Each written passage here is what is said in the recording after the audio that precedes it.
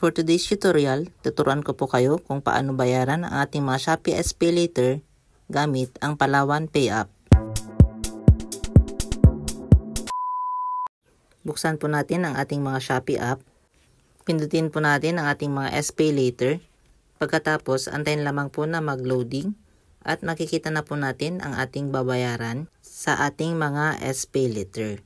Ngayon, pindutin po natin itong Pay Bill. Pagkatapos, makikita po natin dito ang Select Payment Method.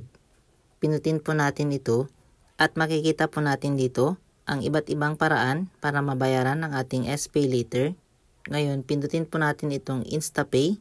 Ito po ang gagamitin natin para sa ating mga Palawan Pay App para mabayaran ang ating mga SPayLater. Pagkatapos nating mapindot yan, makikita po natin dito sa baba ang Pay Now. Pindutin po natin ito. At dito po, mag-generate na po siya ng QR code. Itong QR code po na ito po ang i-upload po natin at gagamitin para po tayo ay makapagbayad sa ating mga SPayLater. Ngayon, pindutin po natin itong Save QR code and then pindutin po natin ang OK. Ngayon, buksan po natin ang ating mga Palawan Pay App at makikita po natin dito ang QR code sign na nasa gitna. Ito lamang po ang ating pipindutin. At pagkatapos ay pindutin ang Upload QR Code from Gallery. Pagkatapos ay pindutin lamang po ang QR code na nasave po natin kanina. Ito po, makikita po ninyo sa screen. At pagkatapos, antayin lamang po yan na mai-upload. Once uploaded, makikita nyo na po ang SeaMoney Credit PH at ang inyong mga babayarang amount. Makikita po ninyo dito sa ibaba na merong anti-scam insurance. Pwede po ninyo itong i-avail sa halagang 18 pesos kung gusto nyo po magkaroon ng insurance para sa mga scams or pwede rin namang hindi i-avail. Optional lamang po ito.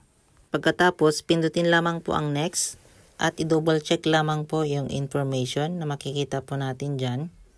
Ito nga po pala ay free of charge.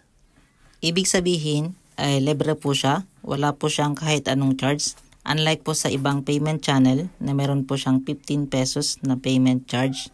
Pagkatapos ay i-enter lamang po ang yung mga quick pin and then makikita na po natin dito na success ang ating pagbabayad sa ating mga SPayLater.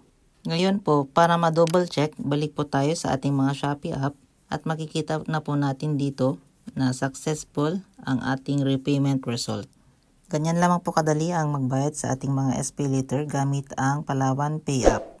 Huwag po ninyo kakalimutang pindutin ang subscribe button at bell all para lagi po kayong updated sa lahat ng ating mga bagong content.